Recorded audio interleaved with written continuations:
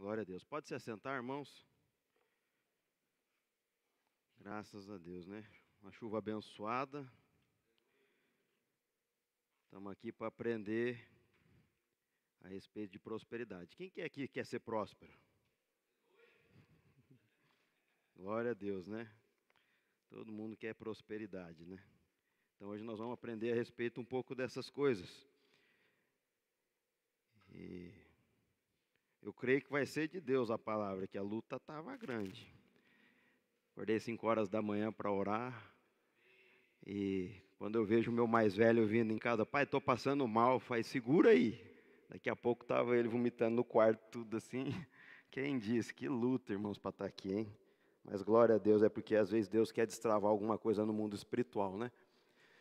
E eu creio que às vezes a igreja era para estar cheia, e às vezes tem pessoas específicas aqui que Deus quer falar no coração. Eu creio nisso, né? Eu creio nessa unção de prosperidade. Eu queria convidar você a abrir a sua Bíblia em Josué 1:8.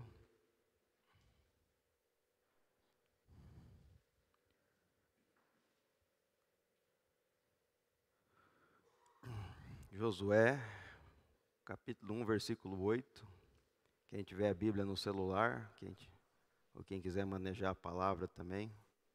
Eu gosto de correr. Tem vezes, irmãos, que eu uso muito o celular, mas que nem hoje mesmo eu falei, eu vou correr a palavra, versículo por versículo, para ver se eu ainda estou lembrando onde estão as coisas, né? Que o celular vai deixando a gente meio esquecido, né? Onde que está. Aí você vai pegar, e às vezes eu tenho vergonha no culto de você estar com a Bíblia assim, e fala e você esquece. Puxa, onde que estava mesmo, né? Aí você tem que lembrar, mas isso é por causa da tecnologia, né? O cérebro vai deixando de exercitar e daqui a pouco você esquece onde está, mais ou menos na parte da Bíblia que está o livro, né? Bom, vamos lá. Josué 1:8 diz assim: não deixe de falar as palavras deste livro, da lei, e de meditar nelas de dia e de noite, para que você cumpra fielmente o que nela está escrito. Só então os seus caminhos prosperarão e você será bem-sucedido. Corre mais um pouco para frente, quase no meio da Bíblia, abre lá em Salmos 1. Salmos capítulo 1. Amém? Vamos lá. Salmos capítulo 1, versículo 1.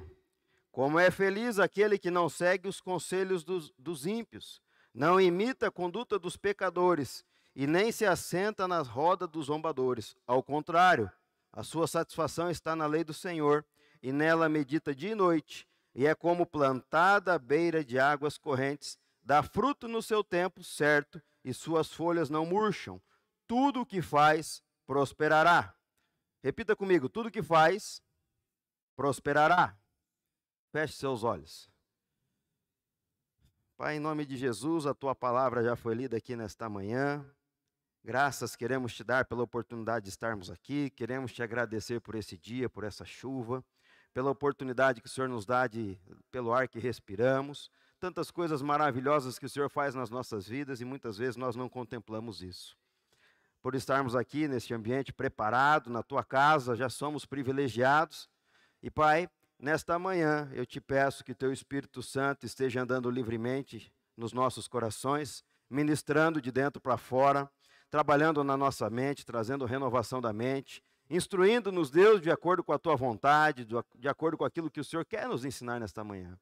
E Deus, eu me coloco na posição de servo, eis-me aqui, Senhor, que o Senhor venha usar a minha vida, Espírito Santo fale através de mim, neste momento que o Senhor esteja ministrando através da minha vida, que nada provenha de mim, mas sim do Senhor, desde a palavra, desde aquilo que o Senhor quer falar com a Tua igreja, Pai, nesta manhã, assim eu oro junto com os meus irmãos, em nome de Jesus. Também no mundo espiritual, todo o plano de Satanás, Deus de querer trazer engano, mentira em cada mente, em cada coração, agora no mundo espiritual, nós repreendemos em nome de Jesus toda a cilada e artimanha de Satanás com relação à prosperidade que será ministrada nesta manhã. Deus também, que nada venha nos distrair, Pai, mas que possamos estar alinhados com o Senhor, desde o Espírito e de acordo com aquilo que será ministrado, em nome de Jesus. Amém. Meus irmãos, porque quando a gente vai falar a respeito de prosperidade, muitas vezes o inimigo causa cilada, porque isso já aconteceu muito no passado, né? Às vezes você vai entender que prosperidade não está ligado à riqueza. Mas quando geralmente a gente vai falar, como que eu devo ser próspero? O que que eu devo fazer? Né? Voltamos lá atrás com relação ao crente, só quer saber de dinheiro. Não é verdade? Muitas vezes era assim, porque eu era perseguidor da igreja, né? Lá em casa, eu fui o primeiro a conhecer Jesus, mas vamos se dizer assim, tinha uma funcionária que trabalhou com nós há 30 e poucos anos. Ela foi a primeira perto de mim que entregou a vida para Jesus. E daí eu tirava sarro dela. Quanto que estão te pagando para você ir na igreja? Né? Ela cuidava da salinha das crianças, então eu era perseguidor. Eu tirava sarro, né, desse povo. Falava, brincava com coisas que não... Hoje eu não brinco. Hoje eu recomendo ninguém falar mal de ninguém. Nem que a pessoa está errada, é um homem de Deus, não fale mal. Né? Deixa o problema dele com o Senhor. Mas eu queria trazer uma breve introdução para vocês, que quando a gente fala a respeito de prosperidade, de Gênesis a Apocalipse, várias vezes a Bíblia fala a respeito desse assunto, né? Que há vários versículos reafirmando que o povo de Deus deve ser um povo próspero e bem-sucedido. Tem várias passagens na Bíblia. A vida de Jesus que conquistou para nós, a Bíblia diz que é o quê? É uma vida e uma vida em abundância, né? A Bíblia diz lá, o ladrão vem somente não somente para roubar, matar e destruir, mas Jesus veio para quê? Para que tenhamos vida e vida em abundância, né? Então, tudo aquilo que perdemos lá no Jardim do Éden, através do pecado, nós reconquistamos através da cruz de Jesus, né? Então, tudo aquilo que foi perdido, Jesus conquistou na cruz do Calvário para cada um de nós, né? Aquele que pratica, em 1 Pedro 3,8 diz assim, aquele que pratica o pecado é do diabo, porque o diabo vem pecando desde o princípio. Para isso o Filho de Deus se manifestou para destruir as obras do diabo. O que aconteceu? Né? Lúcifer era um anjo de luz, cobiçou o trono, né? Aí o que aconteceu? Ele foi expulso do céu. E como nós temos, às vezes, a oportunidade de herdarmos a salvação, herdarmos o reino, o que acontece? Ele não quer que a gente entre naquele lugar onde ele não pode mais entrar. Então ele faz de tudo para destruir a tua vida, para que você não tenha a tua salvação, para que você não venha herdar o reino dos céus. Então nós temos que estar muito atento a isso. E com isso Jesus veio o quê? Veio para destruir esse poder de Satanás contra mim e a tua vida. Irmãos, aí eu quero te perguntar, o que é prosperidade segundo a Bíblia? O que você pensa a respeito de prosperidade? O que você acha que é prosperidade? Muitas vezes nós andamos enganados. Sabia disso? Muitas vezes a gente acha que prosperidade está ligado à riqueza. E nem sempre está ligado à riqueza. Né? Na verdade, eu tenho um entendimento assim, que ser próspero é ser feliz com tudo aquilo que Deus te deu. Né? E às vezes a gente tem, um homem é assim, a gente olha a vida do outro, né? Às vezes a gente olha o outro, puxa, o outro é rico, o outro tem dinheiro, e a gente não olha para as nossas vidas. Às vezes eu tenho o suficiente, falta um pouquinho, mas Deus supre, né? Mas eu tenho uma família abençoada, tenho meus filhos abençoados. Aí quando você olha para o outro, você não enxerga as outras demais coisas. Então prosperidade não está ligado realmente à sua conta financeira, à sua conta no banco, né? Mas prosperidade está ligada a ser feliz com aquilo que Deus te deu. Né? Então, quando é muito importante a gente entender o conceito correto de prosperidade bíblica. Embora a cruz atinja todas as dimensões da nossa vida, física e material, porém é nas verdades espirituais que Deus tem prioridade. Na verdade, Deus está interessado na tua vida espiritual e não na tua vida financeira. Né? Eu costumo ouvir, às vezes, um podcast... até o pastor e o meu irmão estão lá em São Paulo, numa conferência dele, que ele fala muito a respeito disso.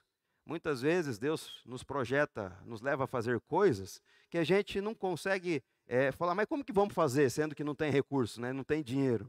Muitas vezes a gente tem o hábito de calcular, né? Ver por meio físico e não espiritual. Se Deus mandou fazer, faça. Quem vai prover é Ele, não é verdade? E muitas vezes a gente não se desenvolve na vida, por quê? Fica olhando a matemática deste mundo. Mas quando Deus tem uma promessa, prometeu algo, você tem que sair da sua zona de conforto, do seu lugar e dar o primeiro passo. Quando você começa a dar o primeiro passo, é aí que Deus começa a agir na sua vida. Então, às vezes, está faltando um pouquinho de fé, né? A Bíblia nos diz que tudo que José fazia no Egito prosperava, não é verdade? Tudo que José fazia era próspero, era uma unção, era Deus na vida dele. A Bíblia diz lá em Gênesis 39, 23, quando José estava preso na prisão, o carcereiro não se preocupava com nada do que estava a cargo de José, porque o Senhor estava com José e lhe concedia bom êxito em tudo que realizava. Olha que situação, né? José era próspero neste momento. Mas se a gente for voltar lá na Bíblia, em que situação que ele estava? Preso, né? Aí o carcereiro concedeu ele a gestão e a administração dos outros presos daquele lugar. Então o carcereiro nem se preocupava, porque José estava sendo próspero naquele ambiente, né? José estava produzindo naquele ambiente, mas ele estava preso e estava ali servindo como escravo, né? Interessante isso, né? O propósito da prosperidade de José, aí se você olhar naquele momento, ele estava preso, encarcerado, né? Numa circunstância difícil. Mas qual que era o propósito de tudo aquilo? E às vezes a gente está passando por uma situação difícil e você não consegue entender por que você está passando isso. Mas se você olhar no final da vida de José, ele foi como o segundo do Egito, né? Como se fosse o governador de todas as coisas. E aqui que aconteceu no final? Houve fome, seca, e ele serviu para quê? Salvar toda a sua família e os seus. Então hoje no teu momento de dificuldade, você não está enxergando o futuro. Você está sofrendo ali no meio, mas Deus tem um propósito em todas as coisas. Então Deus tem um propósito nisso. Hoje você não entende, mas lá na frente você vai entender porque você passou por isso hoje. Aí eu te pergunto, então se a prosperidade não está ligada à área financeira, qual que é a abrangência disso tudo, né? O que a prosperidade abrange nas nossas vidas? A obra da cruz atingiu o nosso espírito, reconciliando-nos com Deus, mas também nos devolveu a condição de vivermos dignamente. Como filhos de Deus, temos direito a uma vida emocional equilibrada. Em 3 João, capítulo 1, versículo 2, diz assim: Amado, oro para que você tenha boa saúde e tudo lhe ocorra bem, assim como vai bem a sua alma. Ou seja, lhe garante que tudo lhe vai bem, nas condições que você está passando, na tua vida, na sua saúde e na sua mente, né? Qual que é a doença que mais está pegando hoje, fora o câncer? Não é a depressão? Hoje a psiquiatria está em auge. Eu já sei de psicólogo que está cobrando mais de R$1.000 a consulta. O psicólogo não, psiquiatra, né? Por quê? É a doença do século, né? E através da depressão, a pessoa se torna o quê? Inativa, não faz mais nada, né? Não produz nada, né? Só pensa em morte, em coisas ruins, né? Aí quando você entrega, quantos testemunhos a gente não ouve? A pessoa entregou a vida para Jesus, a vida dela foi transformada, tirou da depressão, mudou a sua história. Porque a prosperidade está ligada à sua saúde física e também mental. Não adianta nada eu ter saúde física e não ter saúde mental. Não é verdade? Então, o que Jesus conquistou na cruz por nós? Saúde física e emocional. Isaías 53 diz o quê? Que ele levou consigo as nossas dores e enfermidades, né? Às vezes uma doença tem um propósito de Deus. Você não entende, mas tem um propósito de Deus. Mas se ele tiver o propósito de te curar e você tiver fé, você vai ser curado. Às vezes a igreja está precisando hoje ter um chacoalhão. Eu vejo assim, às vezes eu quero levar a igreja para essas convenções, esses lugares que nós vamos, para começar a ver igual antigamente, milagres aqui na frente. Antigamente se via muita gente sendo curada através do poder de Jesus, muita gente sendo restaurada. Eu já vi gente cuspindo bola de câncer através da oração e da fé, sabe? Coisas assim, eu vi gente com ferro dentro do corpo por causa de um acidente de carro, ferro e vidro, e eu vi saindo aquilo pelo umbigo. Isso a gente não se vê mais na igreja, né? Isso eu vi há 15 anos atrás, mas está na palavra, né? Através de Jesus, as nossas feridas foram saradas, as nossas enfermidades foram curadas. E nós temos que ter fé e acreditar e começar a ver essas coisas, né? Não é só uma fé teológica, uma fé que trabalha no nosso emocional, não. Nós temos que ter experiências com Deus. Aí que está a graça do Evangelho. Milagres, é isso que nós temos que viver. Milagres na vida, na nossa saúde, milagres na vida financeira, né? Eu tenho vivido isso em toda a área da minha vida, principalmente na área financeira. Quantas vezes eu achava agora não tem jeito, chega lá, Deus abre uma porta e pum, né, resolve o meu problema. Então a gente temos que viver pela fé. Jesus conquistou então a nossa saúde física, a nossa saúde emocional, conquistou todas as nossas necessidades que sejam plenas e supridas, né? Conquistou de sermos bem-sucedidos em tudo que fizermos. E o propósito disso é para quê? Por que Deus quer te dar uma saúde física e mental? Por que onde você colocar as mãos vai prosperar, vai ser bem-sucedido? Por que Deus vai suprir as suas necessidades? Porque Deus, Ele tem um propósito de levantar famílias abençoadas nessa terra. Famílias com exemplos, testemunho familiar de vida. Hoje, muitas vezes, a gente olha, aquele homem é um homem de Deus, mas quando entra dentro da casa dele, vê o desequilíbrio emocional, vê a briga entre os familiares, você vê que nada está organizado. E não foi esse o projeto de Deus para a família, né? Então nós temos que prestar muita atenção nisso, né? Que Deus, através da cruz, através de Jesus, Ele nos fez que tivéssemos saúde, próspero, tudo que fizéssemos desse certo. É claro que não está isentando de dificuldades. Para quê? Para que tenhamos uma família bem estruturada, né? Uma família sobre a rocha. Então é para isso. Um homem de Deus desfruta de alegria, paz interior, né? Ele desfruta de saúde, suprimento financeiro, olha aqui, ó, harmonia familiar. Quanta gente eu conheço que não quer trabalhar até mais tarde, ou às vezes sai do serviço e vai para um boteco, porque não tem o prazer de chegar em casa. Porque a família está toda arrebentada. Não é um nem dois, não, é vários, né? Eu conheço pessoas que têm muitos recursos financeiros, mas a saúde mental está destruída, né? Então isso a gente tem que ter o entendimento. Um homem de Deus tem que ter progresso ministerial, sucesso profissional e relacionamento crescente no Senhor. Então, cada vez que você vai caminhando, cada dia que vai passando, você tem que ter mais intimidade com o Senhor. Aleluia. Porque vivemos, aí eu te pergunto, então, por que vivemos as lutas? Se Deus tem para nós um projeto que vamos ser prósperos em tudo, vamos ter sucesso em tudo, temos saúde emocional, por que então nós temos lutas? Né? Geralmente é na nossa saúde, ou na nossa vida financeira, ou na nossa vida familiar. Por quê? Você já parou para pensar nisso? Né? Tem muita gente que acha que o mundo conspira contra ela. Eu conheço pessoas que têm tanto problema, que se fala que tem tanto problema, que o mundo conspira contra ela. Aí eu falo assim, será que você não está entendendo que é para você mudar algo dentro da tua vida? Que o correto, irmãos, é a gente passar por luta e passar pela luta. O errado é você entrar numa luta e nunca mais sair dela, aí está errado. Alguma coisa na tua vida está errado. O crente não está isento de luta, não está isento de tribulação. No meio da luta e da tribulação, ele tem que abrir os seus olhos espirituais e entender, por que eu estou passando por isso? Será que Deus quer mudar alguma coisa em mim? Será que Deus quer levantar a minha fé? Ou será que Deus quer que o seu nome seja glorificado através dessa luta que eu estou passando e vou vencer? Então tem várias coisas que Deus quer fazer, né? Então a gente tem que ter um entendimento.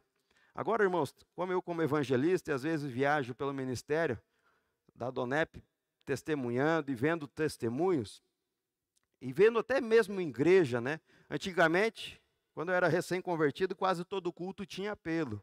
Hoje é mais raro ver essas coisas, né? Mas tem gente fazendo apelo hoje que até eu quero entregar minha vida para Jesus de novo. Né? O camarada vai lá na frente, entrega a sua vida para Jesus e os seus problemas vão estar resolvidos. Né? Jesus vai fazer isso, vai fazer aquilo e você vai estar livre de problema. Opa, acho que eu quero esse Jesus também, né? Então, às vezes, levanta lá, todo mundo vai para frente, até os crentes. E aí um cara fala a verdade, que você tem que entregar a tua vida para Jesus, andar em obediência e em santidade, para que você possa um dia ser salvo. Mas você tem que lutar com isso todo dia, contra a tua carne. Aí você apresenta Jesus, levanta. 1, 2, 3. Né? Aí o pregador fica até frustrado. Né? Não sei se você, Hildo, mas às vezes a gente vai lá testemunhar, levanta pouca gente, aí o cara vai lá testemunhar, levanta todo mundo. Né? Foi, puxa vida, né? Mas não é. Por que que isso acontece? Né? A Bíblia diz assim: apesar de todas as promessas bíblicas de abundância e fartura sobre as nossas vidas, o Senhor nunca disse que você estaria isento de dificuldade. E está na Bíblia isso daí. Né? Se você abrir lá em João 16:33, Jesus está dizendo: eu lhes disse essas coisas para que você em mim tenham paz. Porque neste mundo vocês terão aflições, mas tem de bom ânimo porque eu venci o mundo. Então, se Jesus venceu, você vai vencer também. Por quê? Em Romanos 8:37 diz assim: em Cristo Jesus nós somos mais que vencedores. Quer dizer o quê? Que no meio da tua prova você não está sozinho, mas Jesus está te ajudando. Aleluia. As lutas que vivemos têm diversas origens e propósitos. Podemos ser atacados por Satanás em alguma área, porque precisamos resistir e fazê-lo fugir. Né? Tem muitas vezes que eu falo que eu, quando era recém-convertido, muitas vezes o diabo lançava seta na minha mente, a respeito de algumas coisas, a respeito do pecado. Né? E todas as vezes eu falei, mas como que eu vou lutar com isso? Não sei você, irmãos, mas você já parou para... Não sei se às vezes você não estava pensando em nada e de repente apareceu algo absurdo na tua vida, na tua mente. Pum! Uma flecha na tua mente. Né? Uma situação que você nem mesmo pensaria que era capaz de fazer aquilo. Seja adultério, seja matar alguém, qualquer tipo de coisa. Coisas horríveis vêm na tua mente, que você por si mesmo você não consegue pensar. Já aconteceu isso com você? Comigo já aconteceu várias vezes. Sabe o que é isso? Satanás passando, é igual aquele desenho, Satanás passando no teu ouvido, soprando na tua mente. E se você não resistir àquilo, vem uma, vem 2, vem 3 vezes, até que aquilo começa a descer da sua mente e descer para o seu coração. E se você não resistir, você não repreender aquela imagem que já está virando o sentimento, daqui a pouco vai se tornar em pecado, porque você vai fazer. E a Bíblia nos ensina a respeito disso. Para tudo, Deus nos dá uma arma ou uma estratégia. E eu usei muito isso na minha vida. Se você quiser anotar, circula lá. Tiago 4:7. A Bíblia diz assim: portanto, submetam-se a Deus, resiste ao diabo e ele fugirá de vós. Todas as vezes que o diabo lançava uma seta na minha mente, eu repetia esse versículo. Né? Submetam-se a Deus, resista ao diabo e ele fugirá de vós. E eu, logo em seguida, eu citava esse versículo e eu repreendo essa seta maligna em nome de Jesus. E a partir daí, Satanás não ia tendo força contra mim, porque eu estava iniciando na fé e ele estava fazendo de tudo já para me derrubar logo no começo. E quando você vai crescendo espiritualmente, tem algumas coisas que você já vai criando uma maturidade espiritual. Mas no começo você tem que batalhar, você tem que guerrear. Pode ter certeza que o diabo não vai deixar você quieto. E se tiver quieto, se preocupa. Às vezes, quando a minha vida está tudo uma bênção, eu já fico preocupado. Sabe por quê? Em alguma hora vai vir uma bomba e vai estourar da onde. Então, quando às vezes nós estamos fora do problema, a gente fica mais fraco. Você sabia disso? Porque quando você não tem problema, você deixa de orar, você se acomoda, você não lê a palavra, né? Você deixa de, às vezes, vir ao culto. Por quê? Não está acontecendo nada. Aí, de repente, quando vem a bomba, aí você tem que voltar a orar, virar as madrugadas, orando 3 horas da manhã, lendo, comendo a Bíblia, não perdendo nenhum culto, principalmente os de quarta-feira, né? Então, por isso que a gente tem que manter uma vida constante com Jesus. Outros propósitos. Outras vezes estamos sendo provados por Deus, porque Ele permite que certas dificuldades cheguem até nós para moldar o nosso caráter e nossa fé. Há casos ainda que estamos sendo disciplinados pelo Pai. Às vezes nós estamos vivendo por momentos, porque quando nós somos filhos de Deus, Você, como um pai, você orienta e disciplina o seu filho, não é verdade? Às vezes você está no meio da luta, porque Deus está fazendo um processo com a tua vida, que é disciplinar o seu caráter e mudar o seu jeito e a sua maneira de pensar, mudar a sua vida, né? Porque Deus está tratando com a tua vida. Então, por isso que eu te aconselho, no meio de um problema, seja emocional, saúde ou financeiro, Deus, o que o Senhor quer me ensinar neste momento? Porque se tiver algo que Deus quer te ensinar, aprenda logo, para que você venha a sofrer menos. Meu irmão, não adianta quebrar a cabeça. Muitas vezes, Deus falou comigo a respeito de uma coisa que eu tinha que fazer na minha propriedade, na nossa empresa, que eu relutei para fazer isso. Isso gerou comigo o quê? Consequências desagradáveis, né? Frustração, crise financeira, várias vezes. Aí quando eu decidi mudar a situação, né, enfrentar aquilo com coragem, Deus começou a mudar as circunstâncias. Então Deus quer que você faça algo. E quando você demora para fazer, você vai sofrer. Então pense logo, Deus, o que é para eu mudar? Me ensina logo, eu quero sair da prova. E muitas vezes, irmãos, eu não entendia por que eu sofria tanto. Principalmente no início da minha conversão. Quando eu conheci Jesus há 15 anos, em 2007, dezembro de 2007, foi quando eu tive uma experiência com Deus, tive um livramento de morte, ali entreguei minha vida para Jesus, e ali começou as minhas experiências com Deus, porém, com muitas lutas, né? Diferente do que os outros pregam, né? Vem para Jesus e você vai estar isento de problemas, o meu foi ao contrário. Parece que abriu uma caixinha de surpresa, só bomba de todo lado, né? Então, foi muitas lutas em todas as áreas, né? Área financeira, emocional principalmente. O diabo tentou fazer de tudo, né? Tentei tirar minha vida, no relacionamento, o diabo fez de tudo para tirar a minha esposa, né? E saúde, minha mãe teve câncer, quase foi, meu avô tinha acabado de morrer de câncer, era muita coisa acontecendo.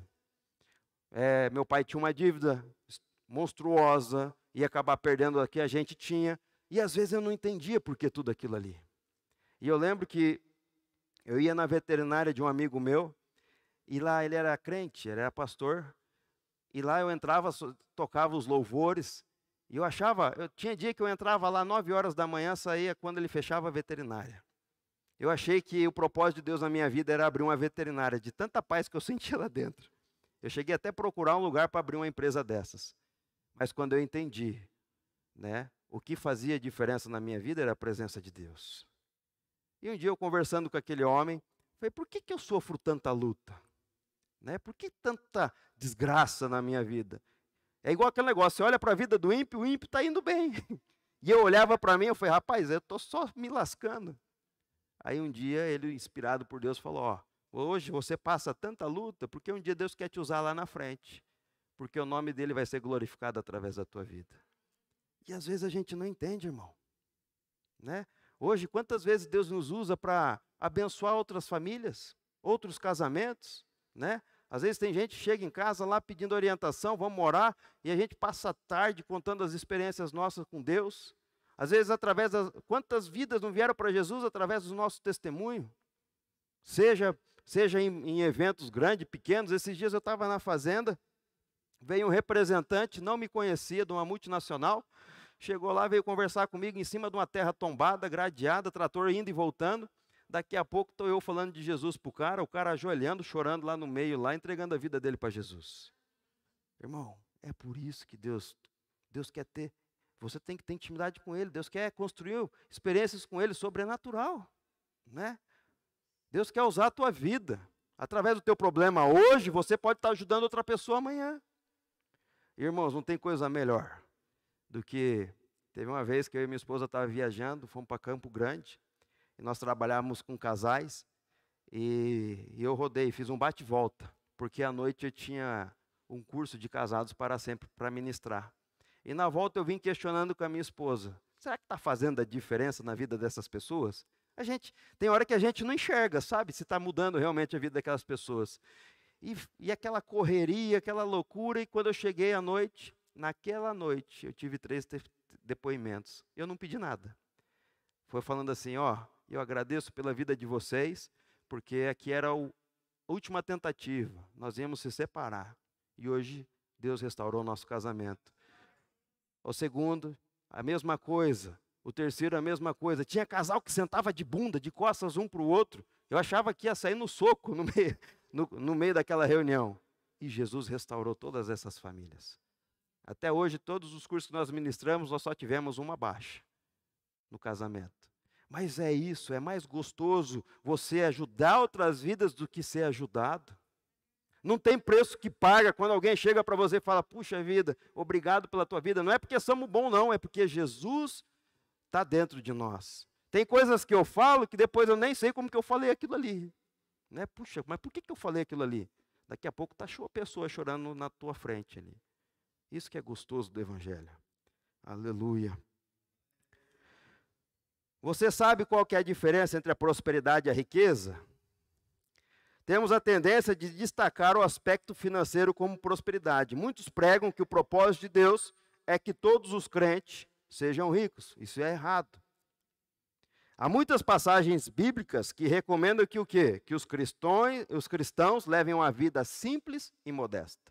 Na verdade, a Bíblia recomenda que não seja rico para não ter amor ao dinheiro. Sabia disso? Que Deus recomenda a respeito disso? Né?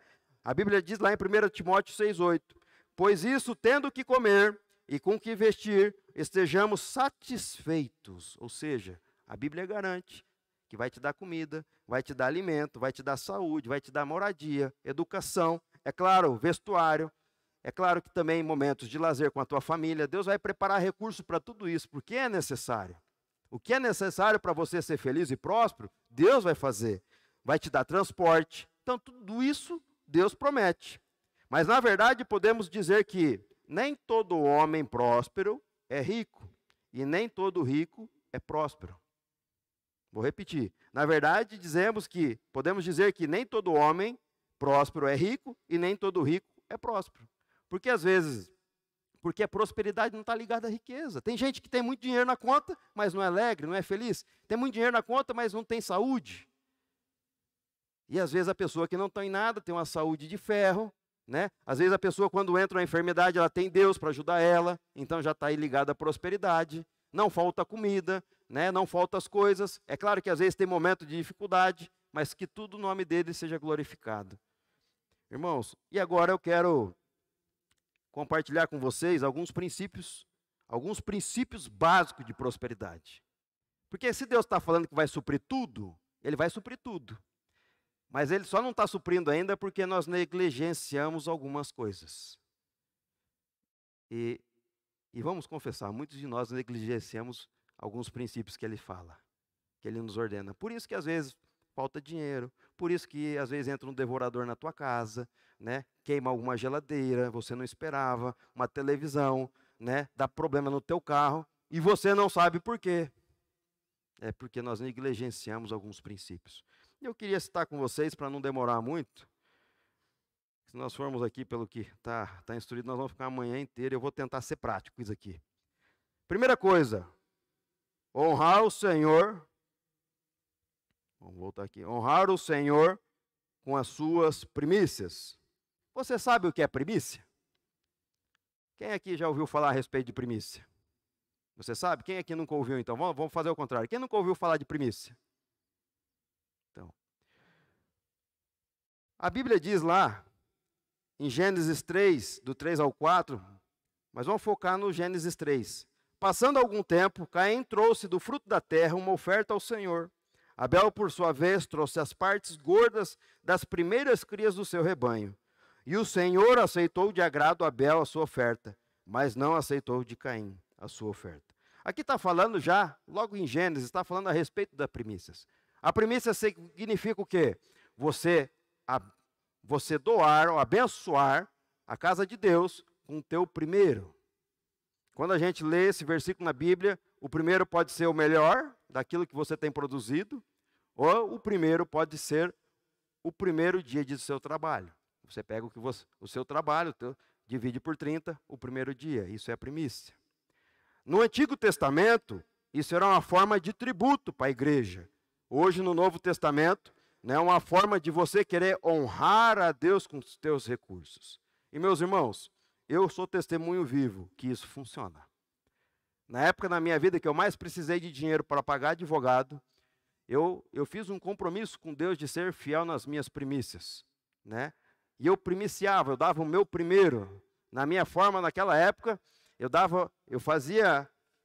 eu separava, assim como Abel, eu separava a melhor que eu tinha, a melhor oferta que eu tinha. No caso, como nós mexíamos com gado, o primeiro seria o melhor, seria um bezerro, o melhor. E eu devolvia para o Senhor as primícias, eu abençoava o Senhor. E foi o ano que eu mais paguei conta e que o Senhor mais me abençoou. É verdade, meus irmãos. Às vezes está tão fácil a gente viver uma vida de prosperidade e a gente não consegue, e a gente não sabe dessas coisas, né?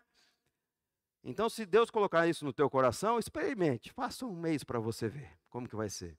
Né? Às vezes eu e o Giovanni viajamos nessas conferências e eu tenho o coração bem tratado com relação a isso, aberto com relação a essas coisas. E às vezes Deus toca no nosso coração para ofertar uma quantia. Logo em seguida que você oferta aquela quantia, daqui a pouco entra 10 vezes mais do que você abençoou naquele momento. Irmãos, é as promessas de Deus. Deus promete que vai multiplicar 10, 20, 30 vezes mais, né? Então a gente tem que estar com o coração bem aberto. Isso não está no script, não. Mas deixa eu perguntar para você, por que você quer ser próspero? Por que você quer ter dinheiro? Qual que é o objetivo disso? Você já parou para pensar?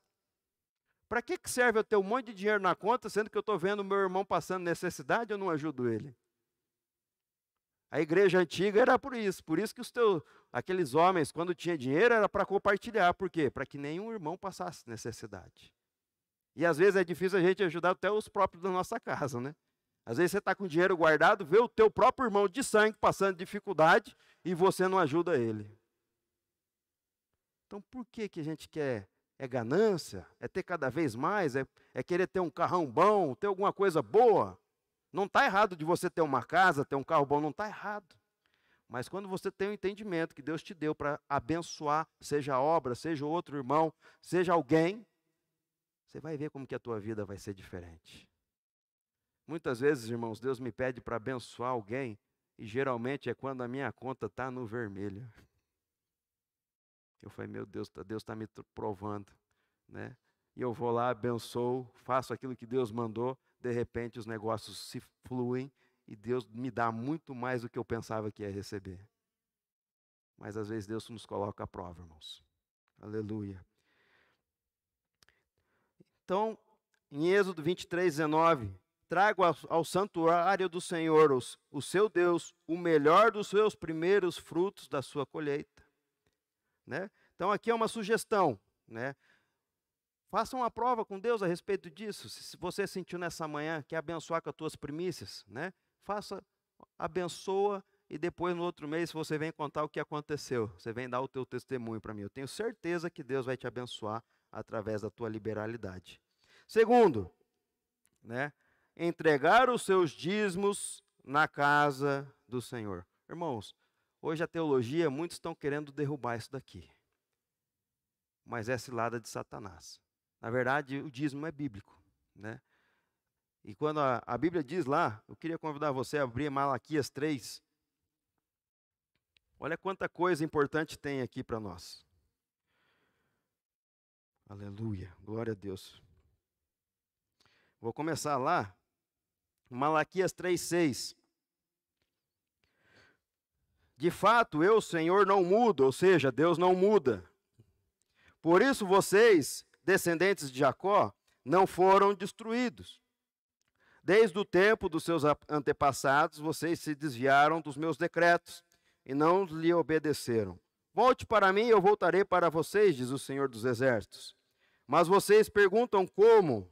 Aqui está falando que Deus não muda e aqui está falando de um povo corrompido, ou seja, não obedecia a palavra de Deus. Aí no versículo 8. Pode um homem roubar a Deus? Contudo, vocês estão me roubando e ainda perguntam, como é que te roubamos? Nos dízimos e nas ofertas. Vocês estão debaixo de uma grande maldição, porque estão me roubando, a nação toda esta está me roubando. Aí ele fala no versículo 10, tragam o dízimo todo ao depósito do templo, para que haja alimento na minha casa. Ponham-me à prova, diz o Senhor dos Exércitos, e veja, se não vou abrir as comportas dos céus e derramar sobre vocês tanta bênçãos que nem terão onde guardá-las. Impedirei que pragas devorem as suas colheitas, e as videiras dos campos não perderão o seu fruto, diz o Senhor. Então todas as nações chamarão felizes, os chamarão felizes, porque a terra de vocês será maravilhosa, diz o Senhor dos Exércitos. Meus irmãos, aqui está falando o quê? Deus está falando com um povo que desviou do foco, deixou de dizimar, deixou de obedecer a Deus. E o Senhor falava assim, vocês estão me roubando, mas roubando na onde? Nos dízimos, nas ofertas. Tem às vezes, Deus fala para você, abençoa aquela obra, abençoa aquela pessoa, né? Ajuda aquela pessoa e você está negligenciando o básico, às vezes você está negligenciando o dízimo. Né? Aí quando você é fiel no dízimo, nas suas ofertas, o que Deus promete? Né? Ele fala assim, me ponha à prova, que Ele vai abrir as portas dos céus. Você vai ser abençoado de tal maneira que você não vai saber nem o que fazer com aquilo que Deus te deu. E outra coisa, todas as pragas e os devoradores na tua vida vão ser trancados. O que quer dizer? Deus às vezes está falando de saúde, você não vai gastar com medicamento. Deus está falando que vai preservar o que você tem, o motor do seu carro, a sua geladeira não vai queimar. Está tudo englobado nisso, é um pacote. Mas basta a gente ser fiel no dízimo e na oferta. Nós crentes, como nós temos o entendimento da palavra, não adianta sair fora disso. E, irmãos, eu falo com experiência, quando você é fiel, você nem sente que você está dizimando e ofertando na casa de Deus. Muitas vezes as minhas ofertas são muito maiores que os meus dízimos. E eu nem sinto, não faz falta. E é como eu te disse, às vezes minha conta está no vermelho, Deus manda, fala comigo, vai lá e abençoa, faz isso. E eu faço, Deus escancara as portas para nós. É experiência, irmãos. Nós somos crentes, não adianta ficar olhando para a vida do ímpio, não. Porque às vezes o ímpio faz coisa errada. Muito aqui da nossa região, aqui tem muita coisa, pessoas que fazem coisas erradas, e no final não sobra nada. Né? E na verdade não é nada mesmo. Se você levar uma vida aqui de pecado e coisas erradas, essa vida aqui é passageira. Nós temos que pensar nas moradas celestiais, nós temos que pensar no céu. Como que vai ser a minha vida no céu? Né? Não tem certezas de bater na trave. Né? Que possamos ter a certeza que um dia nós vamos estar todo mundo lá reunido no céu, na eternidade. Oh, Senhor. Não adianta nada ser fiel nos dízimos e nas ofertas, mas também negligenciarmos a justiça e misericórdia. Olha aqui, olha como que Deus trabalha de duas maneiras, né? Não adianta nada você dizimar e ofertar corretamente, mas você ser uma pessoa rancorosa, uma pessoa que não perdoa e uma pessoa que não tem amor. Olha como que Deus quer tratar nossas vidas em todas as áreas. No dinheiro e na tua vida amorosa, no teu coração. Né? Muitas vezes a gente julga as pessoas. Esses dias eu estava falando, não sei com quem que eu estava compartilhando, me perguntaram, se um estrupador, né, ou aquela pessoa que maltrata a criança, né, que abusa de criança, pedir perdão, se arrepender, pedir perdão, entregar a vida para Jesus, vai ser salvo? Vai ser salvo. É difícil a gente compreender isso daí, né? Então, irmãos, a Bíblia diz lá em Mateus 23, 23, ai de vocês, mestres da lei e fariseus hipócritas, vocês dão dízimos do hortelã e do endro e do cominho, mas têm negligenciado os preceitos mais importantes da lei, que é a justiça, a misericórdia e a fidelidade. Vocês devem praticar estas coisas sem omitir aquelas. Irmãos, então você tem que ser fiel nos teus recursos, mas você tem que ser fiel no teu coração também. Uma pessoa que ama, uma pessoa que gosta, que se interessa pelo outro, o amor. Não adianta nada você ser fiel em um e errado no outro, ou ser fiel em outra parte e errada na outra. Aí você não vai receber a plenitude que a cruz conquistou para a tua vida. Terceira coisa, que eu já vou citar algumas já para logo mais a gente já encerrar. Semear na vida das pessoas, né? Às vezes a gente pensa que é só abençoar a igreja, né? Abençoar o pastor, mas muitas vezes Nós devemos semear na vida das pessoas. Missionários, quanta gente aí vivendo pela fé, na obra de Deus, né? E não é fácil, irmãos. Não é fácil ser missionário, não é fácil viver pela fé, né? Eu já vi pessoas assim, já trouxe missionário para ministrar, e eu me lembro uma certa vez que eu trouxe numa igreja, não vou falar o nome, e chegou naquele dia, a oferta era para ser dele, e depois o pastor nos chamou para jantar, e depois da janta ele comprou umas pizzas, e no final, tadinho do missionário, irmão, o dinheiro da oferta hoje foi tudo para comprar as pizzas. Tadinho missionário, cabisbaixo, né? É assim, tem coisas assim, irmãos, como que é difícil ser missionário. Ele vive da missão, né? Ele abdicou de toda uma vida profissional, numa vida que ele podia ter. Eu conheço missionário que nem tem uma voz boa para ser locutor de rádio ou artista de televisão, mas dedicou a sua vida para Deus. E esses homens precisam caminhar. E Deus deu quem para abençoar esses homens? Eu e você, né? Então a gente tem que ter um entendimento que nós devemos abençoar as missões. Se você quiser abrir comigo lá em Lucas, né, 8, 1 a 3. Lucas 8, 1 a 3. Aqui vai mostrar que o próprio Jesus precisou de recursos para a caminhada. Vamos falar aqui no versículo 3, que é mais rápido. Joana, mulher administradora da casa de Herodes, Susana e muitas outras. Essas mulheres ajudavam a sustentá-lo com seus bens. Está vendo?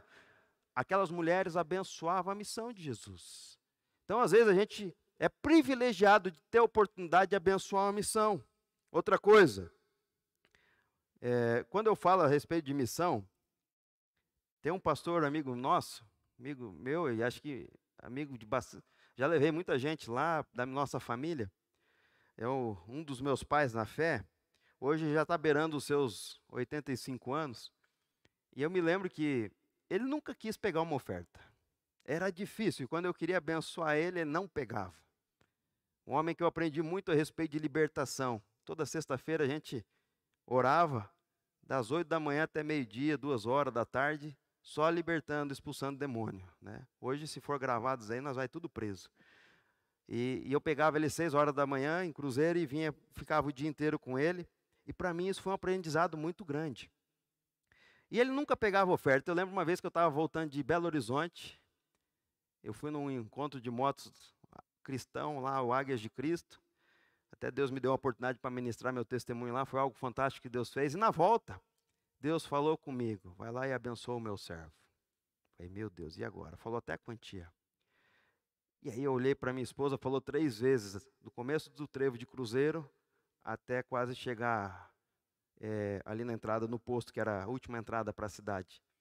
Eu virei para minha esposa e falei, amor, abençoar fulano com o valor da oferta é esse, né? Então, a hora que eu virei para minha esposa, ela já entregou o mesmo espírito, testificou. Passei no banco, tirei o dinheiro, cheguei lá. A paz do Senhor, pastor? Eu falei, não vou nem dar para o pastor, eu vou caçar a irmã, né? Cadê a irmã? A irmã foi fazer compra, irmão. Ah, então tá bom, tchau, pastor. Não, você fica aí para orar, vamos conversar. Não, estou com pressa. Eu sabia o mercado que ela ia. Cheguei no mercado, falei, amor, desce lá e entrega a oferta para ela. A irmã começou a chorar. Deus mandou ela ir fazer compra sem dinheiro, que Deus ia prover. E quando ela chegou lá, a Débora chegou lá e começou a chorar. Falei, irmão, eu vou voltar lá pegar um pouco mais, que a minha fé estava sendo pouca. Irmãos, nós temos que estar abertos aos ouvidos espirituais. Eu estou testemunhando isso aqui não para minha glória, não, é para você ter um entendimento que essas coisas funcionam. A gente tem que estar aberto, atento, a todo momento. Irmão, ontem eu fiquei frustrado porque Deus mandou entregar algo para uma garçonete. E eu falei, se ela voltar de novo, eu vou entregar, né? E aí ela veio, foi embora e ela não voltou mais. Daqui a pouco estou eu caçando ela. Cadê ela dentro daquele restaurante? Irmão, a gente tem que estar atento, né? Atento. Às vezes você fala uma pessoa, Jesus te ama, pronto, a pessoa já começa a desaguar ali, né? Então nós temos que estar atentos em tudo, irmãos. Ofertas de gratidão. Ofertas voluntárias que não são estabelecidas na palavra, mas são fruto da nossa decisão pessoal. Isso nós demonstramos obediência, honra a Deus, demonstra a nossa fé. Irmão, quantas vezes Deus não me abençoou e eu vinha e ofertava, né? Meu filho mesmo, os meus filhos quando nasceram, Deus me dava um valor, eu ofertava, abençoava na igreja, em agradecimento pela vida dos meus filhos. Irmão, faça teste disso. Agradeça pela sua família, agradeça por tudo que Deus te deu, né? Ore a Deus, Deus me dá algo assim algum valor, não precisa ser grande não, no mínimo, né? Aquela mulher deu tudo que ela tinha, né? Era pouco, mas para ela era o tudo, né? Ora a Deus, Deus, faça essa prova com Deus. Quando você é generoso, você não é apego a essas coisas, mais Deus vai te abençoando. Semear na vida dos outros, né? Como isso é interessante, quanto mais você semeia, né? Tem vezes que Deus me mandou uma vez na casa de um pastor, e eu não entendi quando eu vi aquele monte de conta em cima da mesa. Fui pegando aquelas contas e saí, ele nem viu que eu peguei. Paguei as contas, nossa, quanta gratidão. A luz dele já estava para ser cortada. Naquela época cortava com 3 meses, né? Hoje é com 30 dias só, né? Mas, meu Deus, então quantas coisas Deus não faz, né? Às vezes você está vendo a pessoa passando necessidade, você tem condição de ajudar e não ajuda, né? Mas também cuidado, viu, irmãos? Eu já aprendi isso também na minha caminhada. Às vezes Deus está querendo tratar com a pessoa e você entra na prova e você entra junto de gaiato, sabe? Então, ora a Deus. A diferença é, peça a direção do Espírito Santo. Senhor, é para eu ajudar? Fala comigo, né? Às vezes você está passando, pum, Deus vai te falar automaticamente. Aí você tem que estar atento, né? Olha, essa quantia é para tal pessoa, eu preciso abençoar aquela pessoa. Ou às vezes a pessoa chega assim, várias vezes chega assim, irmão, você me ajuda, assim, peraí, pastor, ou peraí, missionário, vamos orar, para ver se Deus quer que eu abençoe mesmo, ou se eu entro nessa. Porque se eu entrar nessa e não for da direção de Deus, eu vou entrar na prova junto com você. Por isso nós temos que estar atento ao mundo espiritual. Irmãos, nós temos que se dedicar também, em primeiro lugar, ao reino de Deus. Não adianta de nada eu fazer essas coisas e ter o meu coração no meu trabalho. Às vezes você pode ser muito próspero, mas você ter o coração nas coisas tuas, naquilo que você quer fazer, naquilo que você deseja fazer. Muitas vezes as pessoas me chamam de louco, né? Às vezes, tinha vezes que eu ficava tempo sem ir na nossa empresa, na nossa propriedade, viajando, pregando, testemunhando para um lado e para o outro. Mal chega, já vai para outro canto, né? Aí a nossa propriedade na mão de outras pessoas, mas eu tenho entendimento, irmãos. Buscar em primeiro lugar o reino de Deus e a sua justiça, porque as demais coisas vos serão acrescentadas. A Bíblia me garante, enquanto eu estou cuidando das coisas dele, ele está cuidando das minhas. E tem coisa melhor de eu deixar as minhas coisas na mão dele. Ele vai cuidar muito melhor do que eu. Quantas vezes não tenho viajado aqui fora do Brasil, pelo ministério da Donep, e a Donep paga as tuas custas, né? Mas quantas vezes eu não tenho viajado e chego lá, na hora de o capítulo querer pagar minhas despesas, eu falo, não, o pai já pagou. Ingratidão. Eu sou grato a Deus pelo que Deus fez. E muitas dessas viagens missionárias, irmãos, não vai achando que tem dinheiro sobrando, não. Muitas dessas viagens eu estou no vermelho. A minha esposa sabe disso. Quando a coisa começa a apertar, logo quando tem um convite, às vezes é um convite longe, que dispensa de combustível, de passagem aérea, e ela fala, Deus vai nos usar muito. Está aí, ó, 15 dias atrás, 40 dias, 30 dias atrás, fomos para a Argentina. Deus usou a minha vida, mas Deus usou a vida da minha esposa de uma forma sobrenatural. De 55 mulheres, 45 vieram para frente, entregando a vida para Jesus. Irmãos, não tem preço. Então eu estou te convidando aqui nessa manhã para você ter um entendimento com relação a dízimo, oferta, primícias, né? Ajudar o seu irmão, ofertas missionárias, desprender dos teus recursos para fazer a obra de Deus. Quando Deus te dá esse entendimento, irmão, não tem quem te segura, não. O diabo não vai te parar, não. Os problemas podem vir, mas você vai passar por eles. Amém? Queria convidar você a ficar de pé. Queria orar pela tua vida. A mesma unção que está sobre a minha vida de prosperidade, eu quero profetizar na sua vida também. Oh, glória. Feche seus olhos. Se você puder, abre as suas mãos, em sentido de receber algo da parte de Deus nessa manhã. Aleluia.